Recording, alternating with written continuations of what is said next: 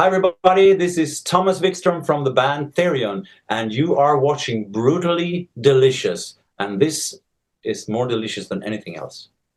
1, 2, 3, 4. The Brutally Delicious Podcast. The Brutally Delicious Podcast. The Brutally Delicious Podcast. The Brutally Delicious Podcast.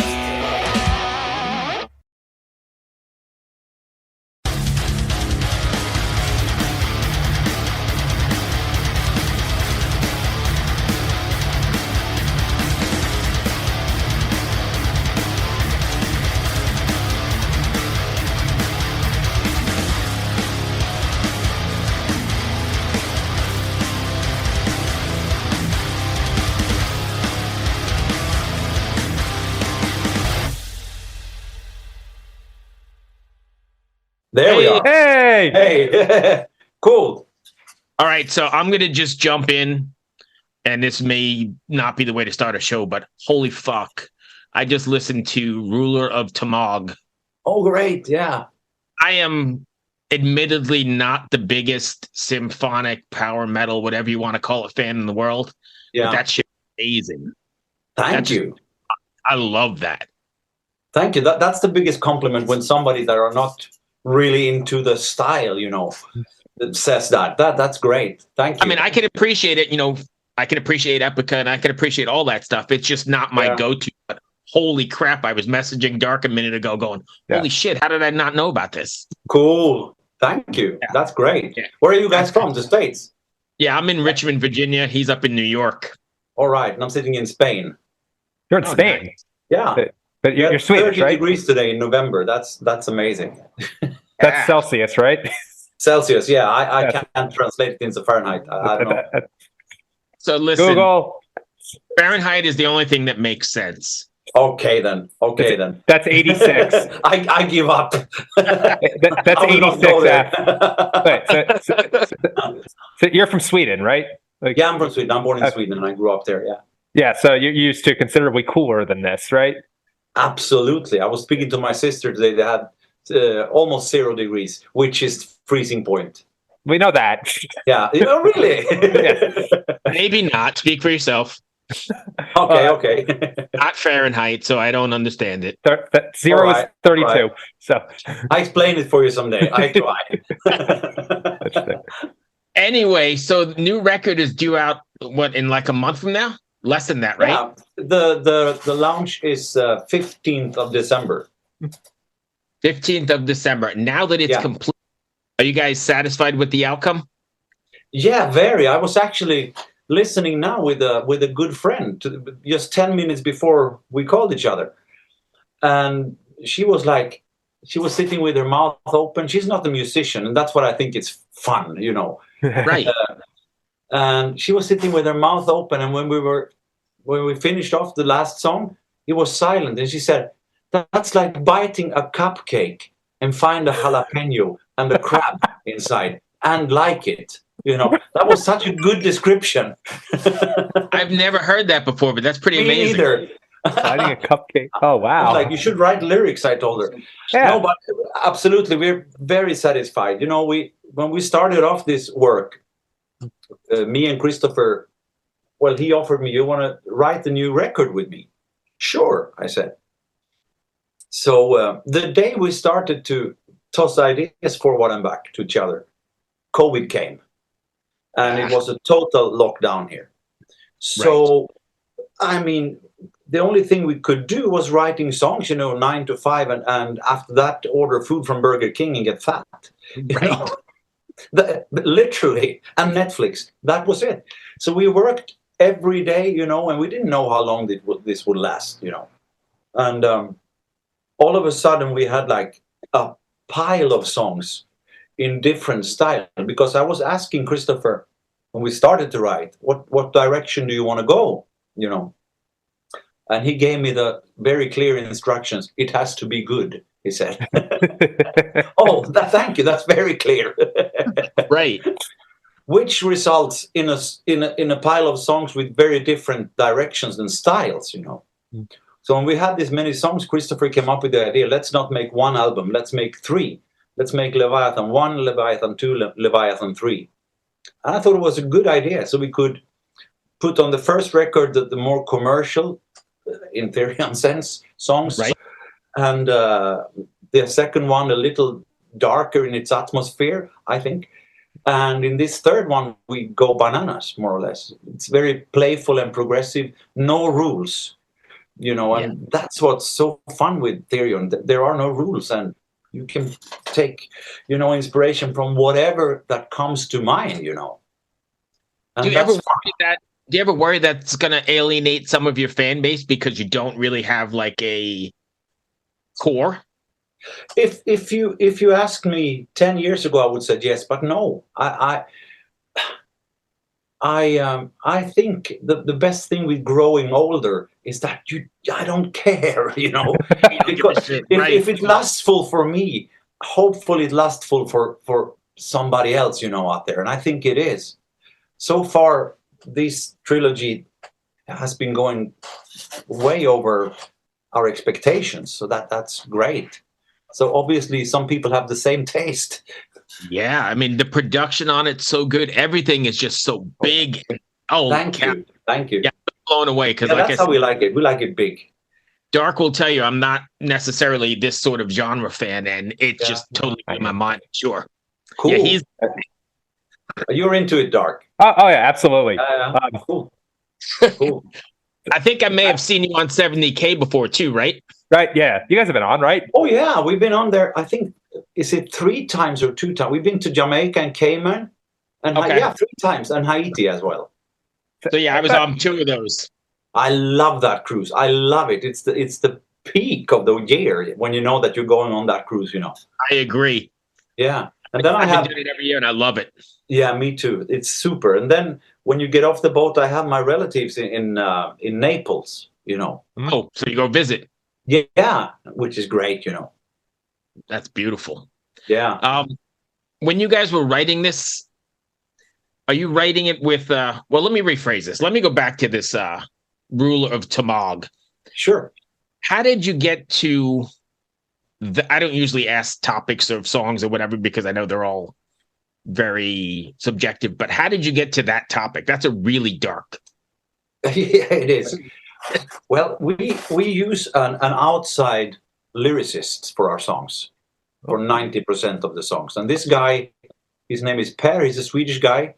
He's a language expert. He speaks everything that you can think of, And he's also a poet, Mm-hmm.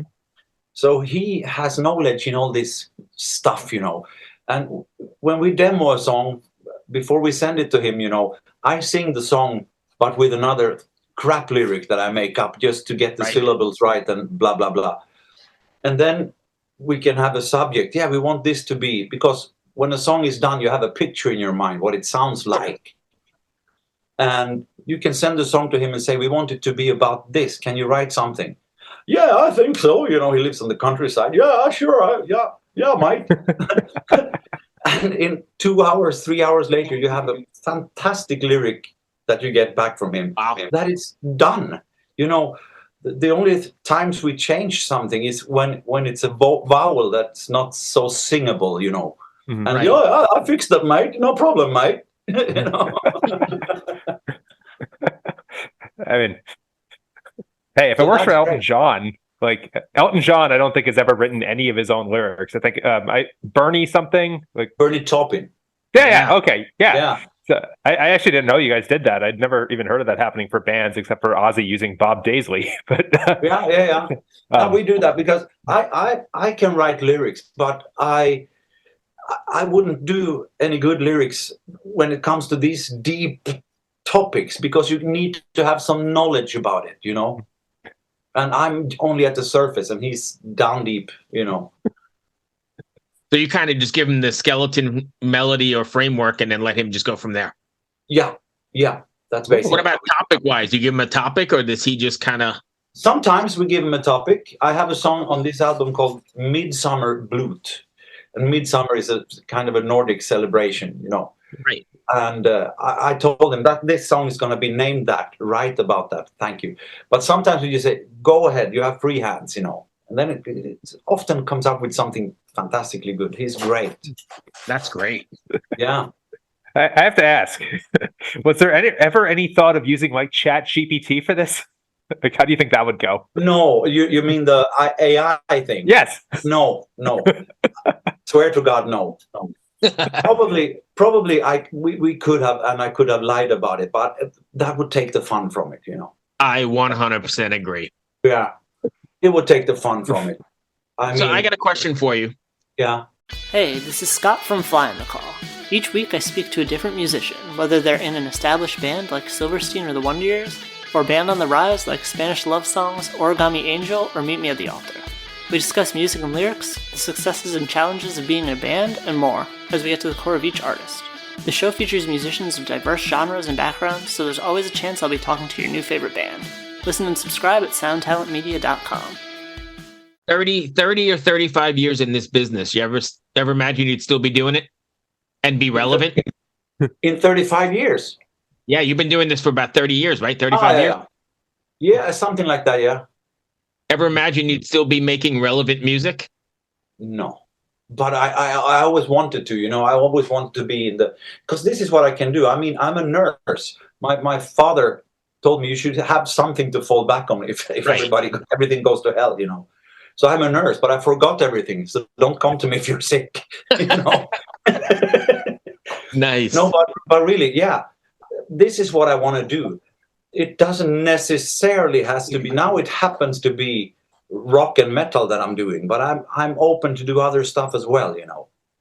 Right. It's, for me, music and the entertainment business is like a buffet. I want to have the dessert, the meat, and the fish, you know. I like that. So you sound like me because I have I call it creative ADD. Like I'm always doing something. I'm doing the podcast.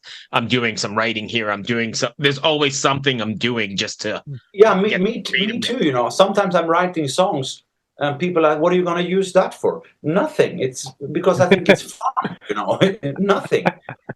Right, and it may end up using somewhere down the road. Who knows? But yeah, I'm always doing something. Yeah. And I wrote stuff that I unsellable stuff, but I like it, you know. So I had fun while doing it. And you know, let's be honest, you got to do this for yourself if you're going to be in it this long, right? You got to do what makes you happy and what you like. Yeah, you can't really write the songs for the audience. You got to write them for you at the end of the day. Yeah, and sure. I mean, it's great when the audience a success is always great and fun, but it doesn't have to be the number one priority, you know. Right. Do you know what I mean? And it also could be depending how you define success, right? I mean, is success selling records or is success somebody connecting with your stuff on a level that you never... Yeah, I'm talking about the commercial success. Right. What I mean, commercial success is fun. It's good. Yeah. Because it opens door for you. Yeah. But it's not the primary goal. Right. Yeah. So to speak, yeah. What do you got, Dark? So when I was, it sounds like you have 2 videos out for singles. There's the one he was talking about, and then Twilight of the Gods, I think it was. Yeah. Okay. So my thoughts when I was listening to these. Okay, I have a nerd question for in a second. Even nerdier, I mean. It's kind of a cliche at this point to say a lot of symphonic power metal bands sound like movie soundtracks. I listened to these. I thought video games. Is there any application of that when you're writing this? Well, I'm a sucker for movie music for grand themes and stuff like that. Yeah. So it's not strange if something ends up sounding a little movie-ish. Mm-hmm. But it's, you know, when I write, I just write. When I start to write songs, very seldom that I have inspiration from something. I go into the studio and I start to play. And hopefully something good comes out, you know. But, you know, and sometimes, you know, I'm just going to use 4 tracks for this song and I'm ending up with 32 instead. Yeah. Right. Yeah.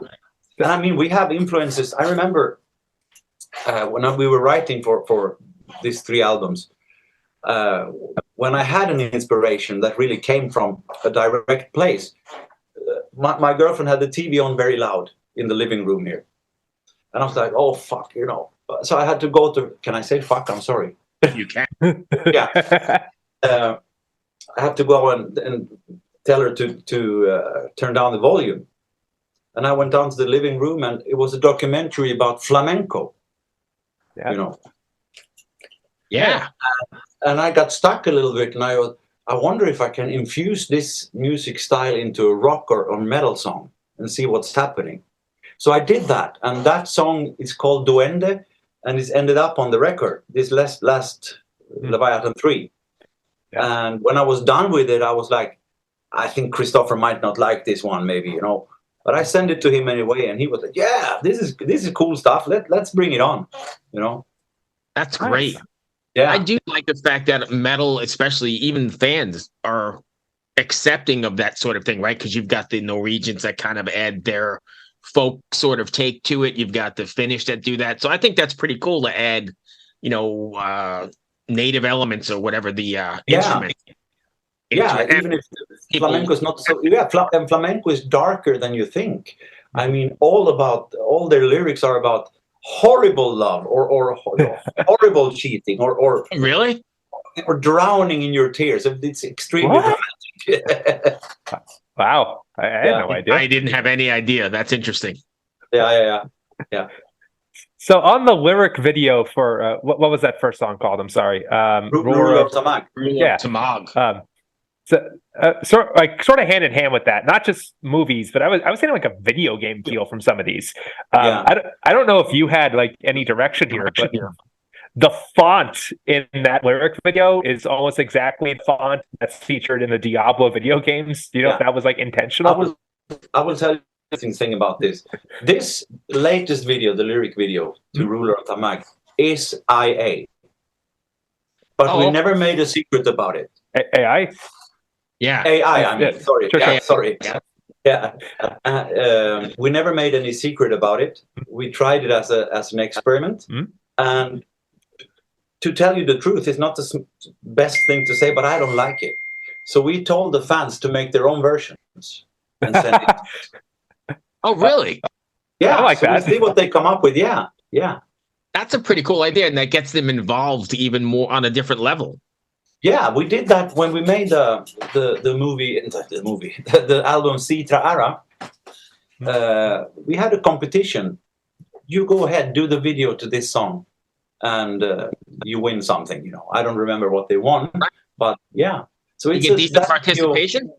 Yeah, the official video for that single from that album is made by a fan. That's great. I like that.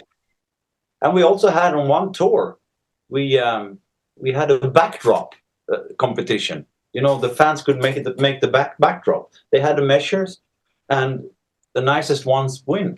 You know. Oh, I like that, getting the crowd participation. Yeah, it's pretty cool. And we always have a meet and greet, and we don't charge for it. You know. Nice. That's funny you just said that. We were just talking to another band, Fading Nemesis. They said the same thing. They do meet and greets, no charge, and they meet everybody. She said she was at the last show, I think 4 hours she stayed to meet every fan in the place. Yeah. I mean, we cannot stay and meet everybody though, but right. No, I get it. But you're not charging the $5,000 to meet you. No, not at all. I mean, Kiss needs that money. Kiss was the band I brought up for this. Yeah, I think it's literally $5,000. Yeah, it's amazing. I remember a friend of mine. He was taking his family to see Kiss, you know, and he saw this was kind of a new thing, this meet and greet stuff, this VIP ticket, and so he called to the ticket office, you know, in Stockholm. Hi, I'm going with my 3 friends, and my 3 kids, and we want to have the VIP tickets. And when that girl said the price to him, you know, he dropped the phone. Are you kidding me? Oh, forget it. Yeah. I mean, no, Gene, if it can be monetized, he's going to do it. Yeah. With that said, I'm a huge Kiss fan. Oh, yeah. Me too. We were just talking. I'm going to the last show in New York.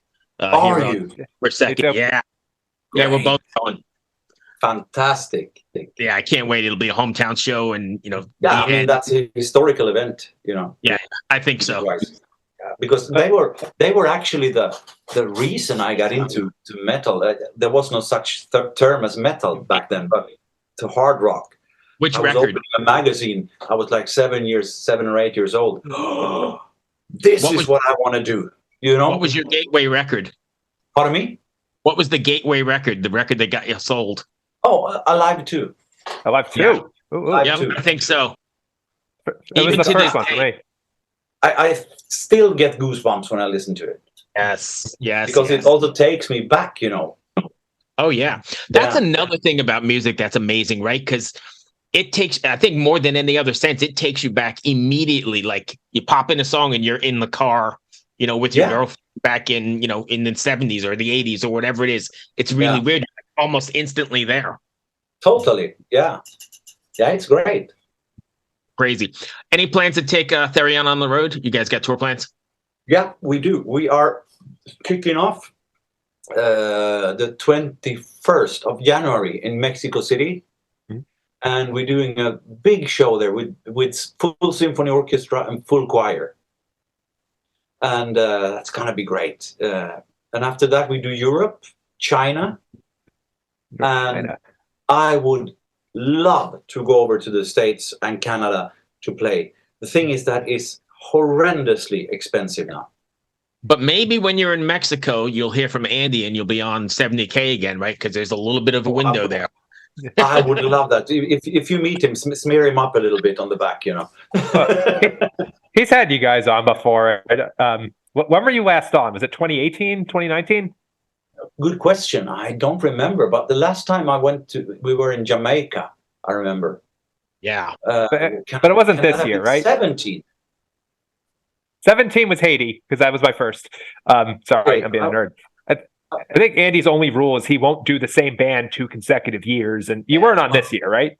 No, you were not this year. Yeah. Which one? He doesn't do 2 bands. Yeah, he doesn't do a band back to back. So if you weren't on already in 21 or 23, then yeah. No, I was not. And you're going to be in Mexico, so we're going to put it out there. And if it happens, you owe me a beer on the pool deck. Oh, you can have 2 if you're nice. You said a second ago, like touring the States is so expensive. So if you're already doing like the festival in Mexico City, like let's say you already got flights, like what's so expensive about the States versus Europe? First of all, the work permissions. Oh yeah, the visas are extremely. The visas are extremely expensive for the United States right now, more than before. Which is a little sad, but you know, and also we didn't get a proper offer. You know, if we get a good offer from an American promoter, we would be the first one. For me, the United States for me is holy ground. You know, when it comes to music, that and England, and a little Sweden. We have ABBA. I'm going to disagree with you. I think Sweden has a really good. Well, I guess I don't live there, so I don't know for sure. But from my opinion, it looks like Sweden has a really good metal scene, right? Especially like the metal scene. The metal scene is really good for being such a small country as it is. You know, but I mean, look at without Chuck Berry and without whatever, you know, it wouldn't be any metal. You know, you gave birth to it. You know. Fair enough.